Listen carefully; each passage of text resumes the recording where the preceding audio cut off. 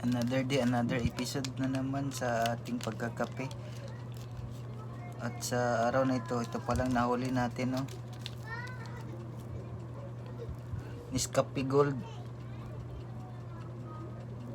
Ito, medium roast. Mahaba-haba siya. Dahil coffee is life. Tirahin na natin ito, baka tirahin ito ng iba.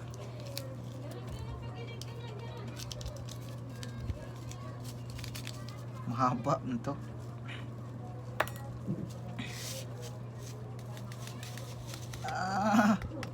The best talagang kape na to. Para talaga siyang kape gold na yung nasa bote. Dapat lagyan natin ng asukal to kasi mapait to eh pag walang asukal. Kaya natin haluin.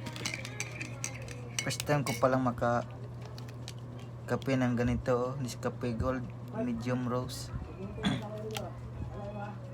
Kaya kung gusto niyo magkape ng ganito, subukan niyo lang.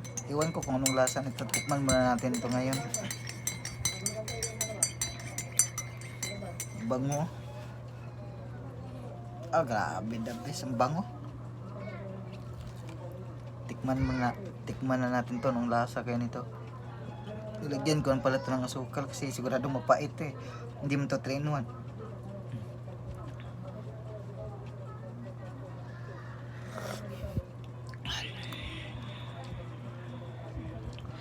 Pait-pait talaga. Grabe, the best. Parang kinulang yung asukal pa. Lagyan ko man na konti.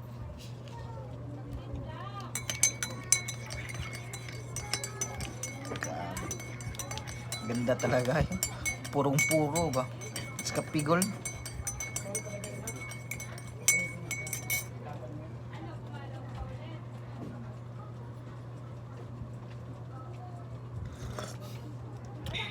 Grabe.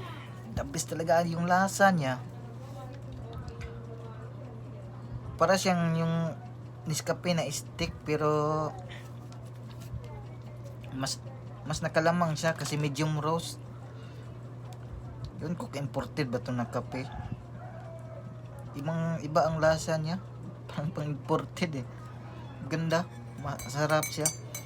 Kaya sa hapon na to, kung hindi pa kayo nakatimpla ng kape, subukan nyo lang to.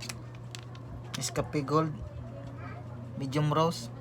Medyo mahaba lang nga siya. Mahaba siya ng konti sa stick na Nescafe. Medyo mahaba siya. Tapos medyo maraming laman kumpara doon sa stick. At ang nakaganda pa nito, yung laman niya, yung buong buo ba. Tapos pag nilagay mo dito, ang sarap.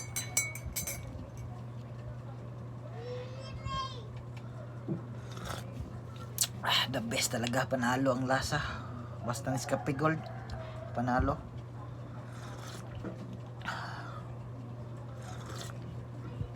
Subukan nyo na rin, tikman nyo. Sobrang sarap. Dito na lang.